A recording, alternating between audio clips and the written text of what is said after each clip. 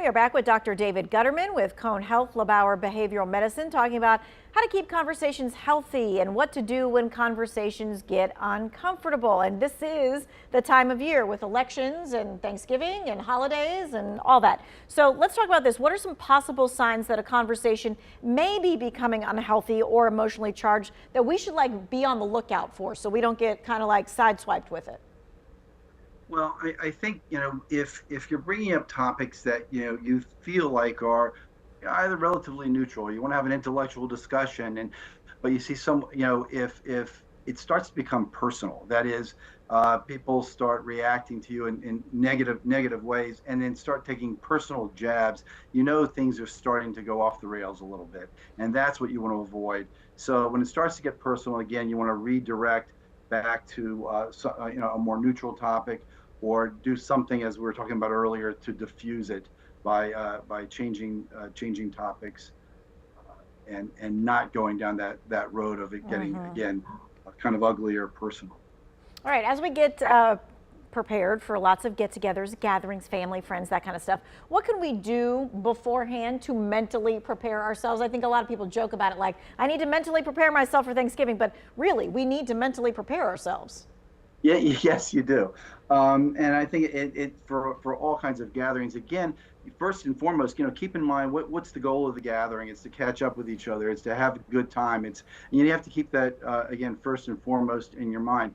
The preparation part often comes into play, especially with regard to family, is what are the good topics and the bad topics, or the easier things to talk about and the not. So you need to review that in your own mind, so that you go. That's what I was saying earlier about being prepared. You go into the situation with a game plan about the kinds of things that are going to help people feel at ease and comfortable. And most importantly, what are the things you share in common, the positive things you share in common, family histories, family experiences, things like that. Okay. So for those that are concerned that there might be a tension, moment at a family gathering, what are some ways to set that positive tone in advance? And is it something that you can let others in on, that positive tone? 100%. I a strong advocate for being upfront. Talk about your expectations. You think about your own personal expectations for what you want the gathering to be, but then share that with the others at the event. So basically, we're not coming together to talk about what happened on November 5th. We're coming together to talk about, where things are going, things we want to do, but be open with the other guests, the other family members ahead of time about your expectations and what your hopes are for the gathering.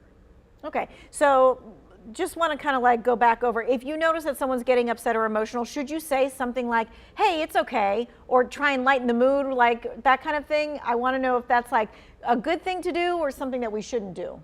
That's a great question. I think that when you're in a gathering, it becomes obvious that someone's upset. Now, sometimes if it's in a group and you see them sort of quietly, withdrawing or looking upset, you don't want to call attention to that in the group and pointing out and saying, hey, you look like you're really upset. But you might want to take a moment out to go over, and say something quietly to that person, or do they want to excuse themselves or something like that. So you should comment on it, but you can do it very privately. If someone is very openly and outwardly getting upset, you can try to, again, back away from it. It was not my intention. I'm sorry if I, touched a nerve. Let's move on. Let's move on from this and comment. Okay, we have just about a minute left. What about if the conversation turns into something where you think that person might need to talk to a professional later on about whatever it is that they're upset about? Well, again, I would say, Tanya, that if someone reacts in a way that is way out of line with whatever the conversation was. In other words, their reaction was so intense to a particular topic, that might be an indication, again, that something more significant has been triggered.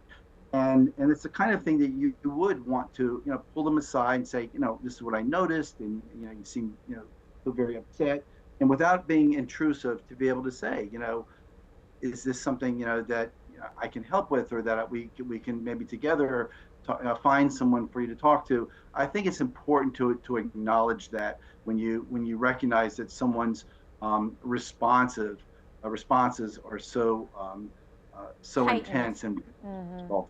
Okay, all right. Well, we appreciate that, and we hope that we can use these things for the next couple of months or so with all the family gatherings. Thank you much. If you missed any of this, this is going to be in the To Your Wellbeing of our website.